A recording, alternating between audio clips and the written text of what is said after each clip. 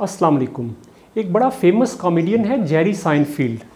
वो फाइनेंशियली भी बहुत बेहतर है और उसकी ख़ास बात ये है कि उसका जो क्वालिटी ऑफ वर्क है वो बड़े अरसे से उसने उसको मेंटेन रखा हुआ है। वो एक लंबे अरसे से लोगों को इंटरटेन कर रहा है और उसकी जो परफॉर्मेंस है वो कंसिस्टेंट है, यानी कि लगातार उसने अपना एक मकाम जो है उसको बरकरार रखा हुआ है। हमारे पास भी गोल्स होते हैं, हमारे भी ड्रीम्स होते हैं, हमारे पास भी प्रोजेक्ट्स होते हैं, लेकिन हम उस तरह कंसिस्टेंट नहीं होते। कभी हमारी मोटिवेशन के साथ मसला होता है, हम इंस्पायर्ड फील नहीं कर रहे होते, कभी हमारा मूड अच्छा नहीं होता, कभी हमें लगता है कि हम परफेक्शनिस्ट बन जाते हैं। हम ये चाहते हैं कि काम या तो बेहतरीन हो या बिल्कुल ना हो, हमारे काम में वो कंसिस्टेंसी नहीं आती। तो आज हम जेरी साइनफील्ड की एक स्ट्रेटजी है जिसने उसको हेल्प किया अपने काम में कंसिस्टेंट रहने में, हम उस पे बात करेंगे। उसे साइनफील्ड स्ट्रेटजी कहते हैं। साइनफील्ड स्ट्रेटजी ये है कि हम कैसे अपने काम में कंसिस्टेंट रह सकते हैं। एक नया कॉमेडियन था, उसने जेरी साइनफील्ड से पूछा कि मुझे कोई कामयाबी का टिप बताया जाए ताकि मैं भी आपकी तरह कामयाब बन जाऊं। स्टेज के पीछे उसने ये राज जानने की कोशिश की, तो जेरी साइनफील्ड ने उसे कहा कि अगर तुम एक अच्छे कॉमेडियन बनना चाहते हो तो इसका तरीका ये है कि तुम अच्छे जोक्स क्रिएट करो। और अच्छे जोक्स क्रिएट कैसे होंगे कि तुम डेली एक जोक राइट करो, अगले दिन भी जोक लिखो और उससे अगले दिन भी जोक लिखो, और दीवार पर एक कैलेंडर लगा लो, बड़ा सा कैलेंडर जिसमें पूरा मंथ जो है आप देख सकें, जिसमें हर दिन जो है वो नज़र आ रहा हो, या पूरा साल एक पेज पर आपको स्क्रीन पे नज़र आ रहा हो। तो उसने कहा कि तुम जब एक जोक क्रिएट करो, लिखो, और अगले दिन भी करोगे तो एक मार्कर लो और उस दिन जिस दिन तुम अपना काम कर लो उस दिन के ऊपर क्रॉस लगा दो। अगले दिन जब तुम जोक को लिख लो तो अगले दिन पे क्रॉस लगा दो। इस तरह कुछ अरसे के बाद तुम्हारे पास वो दिन जो हैं जिन पे तुमने काम किया होगा वो काफ़ी हो जाएंगे और तुम्हारे पास एक चेन सी बन जाएगी। तो नसीहत ये है कि डोंट ब्रेक द चेन, इस चेन को टूटने ना दो और तुम एक अच्छे कॉमेडियन बन जाओगे। ये जो स्ट्रेटजी है ये हर फील्ड में मौसर है, ये हमारे भी काम आ सकती है। जेरी साइनफील्ड ने खुद इसी स्ट्रेटजी पर अमल किया और अपनी जो क्वालिटी ऑफ वर्क है उसको बड़े एक लंबे अरसे तक मेंटेन रखा। आप इसमें एक बात नोट करें कि जेरी साइनफील्ड रिजल्ट या आउटकम की बात नहीं कर रहा, वो परफेक्ट काम करने की बात नहीं करता। वो ये कहता है कि आप ये मत सोचें कि आप इंस्पायर्ड फील कर रहे हैं, आपका मूड कैसा है, आपकी मोटिवेशन कैसी है, आपका काम करने को दिल कर रहा है या नहीं कर रहा। वो ये कहता है कि प्रोसेस पे फोकस करें, डोंट ब्रेक द चेन। आप एक काम करें, उसे मुकम्मल करें जो आपका टास्क है, और अगले दिन भी उसको करें। इस तरह आपके पास एक चेन बन जाएगी, आप उस चेन को टूटने ना दें। दुनिया में जो टॉप परफॉर्मर हैं, चाहे वो एथलीट हैं, चाहे वो सीईओज हैं, वो क्या करते हैं कि वो कंसिस्टेंट रहते हैं, वो अपने काम में लगातार अपने काम को करते रहते हैं। अगर हमारे अंदर भी ये खूबी आ जाए तो हम भी बहुत सी अचीवमेंट हासिल कर सकते हैं। हम एक बैड परफॉर्मेंस के बाद, एक बुरे दिन के बाद रुक जाते हैं और अपना काम नहीं करते। हमें भी ये कंसिस्टेंट होना सीखना है ताकि हम भी अपनी कामयाबी का जो लेवल है उसको ऊपर लेकर जा सकें। तो नसीहत जो आपने याद रखनी है, डोंट ब्रेक द चेन। अगर आप किताब लिखना चाहते हैं तो तय करें कि आप एक दिन में कितने सफ़ात लिखेंगे, अगले दिन भी उतने सफ़ात लिखें, उससे अगले दिन भी उतने सफ़ात लिखें, और जब आप चेन को टूटने नहीं देंगे तो आप किताब मुकम्मल कर लेंगे। इसी तरह अगर आपका फिटनेस के हवाले से कोई गोल है और आपने ये डेली तय किया है कि आप इतने पुशअप्स करेंगे, तो एक दिन वो पुशअप्स जो हैं उनको अचीव करें, अगले दिन भी उसी को अचीव करें, और नेक्स्ट डे को भी वो जो टारगेट है उसको पूरा करें। इस तरह इस चेन को टूटने ना दें।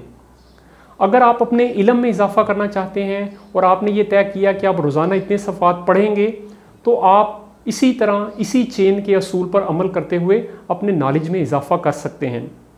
या आप सेल्स कॉल करते हैं तो इसके लिए भी आप एक टारगेट, एक कोटा मुकर्रर करें कि आप इतनी कॉल्स डेली करेंगे, अगले दिन भी उतनी कॉल्स करें, उससे अगले दिन भी उतनी कॉल्स करें, और इस तरह ये जो चेन है इसको टूटने ना दें। इस तरह आप अपने बिजनेस को बढ़ाते जाएंगे। इस स्ट्रेटजी में आपने दो बातों का ख्याल रखना है। सबसे पहली बात कि जो आप अपने दिन का टारगेट मुकर्रर करें अपने गोल्स को हासिल करने के लिए, वो सिंपल होना चाहिए। जैसे आप ये ना करें कि इतने ज़्यादा पुशअप्स करेंगे, आपका फिटनेस का गोल ये है, तो आपका टास्क ऐसा होना चाहिए जो आप कर सकें, जो सिंपल हो। या आप लिखना चाहते हैं तो आप टास्क ऐसा नहीं रखेंगे कि आप इतने ज़्यादा सफ़ात लिखेंगे, तो आप इसको मेंटेन नहीं कर पाएंगे, ये सस्टेनेबल नहीं होगा। तो टास्क इतना हो जिसको आप एक दिन में कर सकें। तो आपने याद रखना है कि आपका टास्क सिंपल हो। और दूसरी अहम बात जो आपने याद रखनी है वो ये है कि वो टास्क जो है मीनिंगफुल हो। जैसे जेरी साइनफील्ड ने कहा कि अगर तुम क्रिएट करना चाहते हो जोक्स, तो जोक्स को लिखो।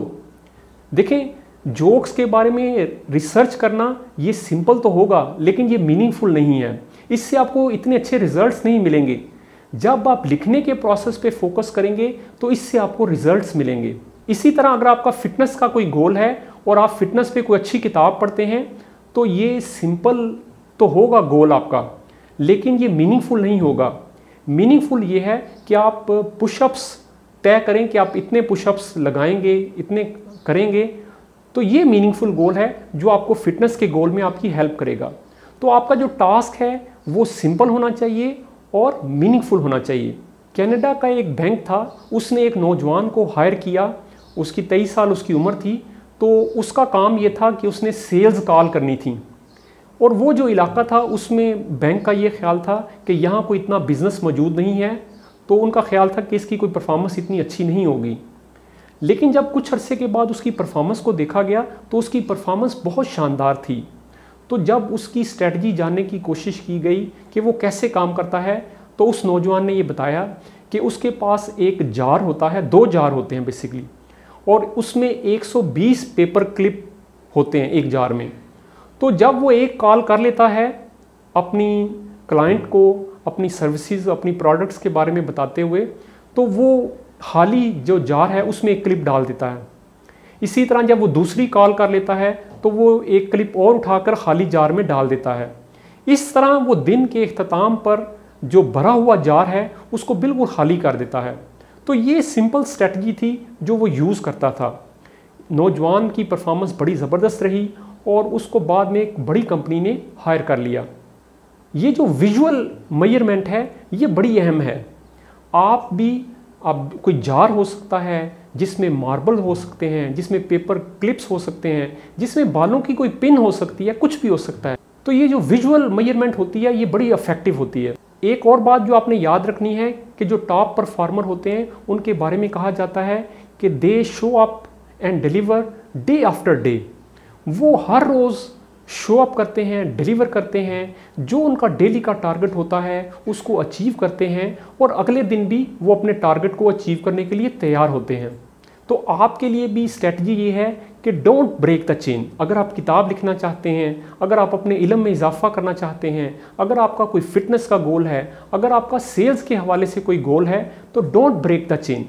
अगर आप बी कंसिस्टेंट, इस पे कोई किताब पढ़ना चाहते हैं, इस पे कोई लिटरेचर पढ़ना चाहते हैं, तो एक बड़ा फेमस राइटर है प्रेसफील्ड, उसकी कुछ किताबें मैं आपको रिकमेंड करूंगा, आप वो ज़रूर पढ़ें। और ऐसा मुमकिन नहीं है कि आप ये किताबें पढ़ें और आपके अंदर प्रोक्रेस्टिनेशन की आदत हो। आप भी प्रोफेशनल की तरह शो अप करेंगे और अपने काम में कंसिस्टेंट रहेंगे। जैसे वॉर ऑफ आर्ट उसकी किताब है, डू द वर्क और टर्निंग प्रो। आपने ये नसीहत याद रखनी है, डोंट ब्रेक द चेन।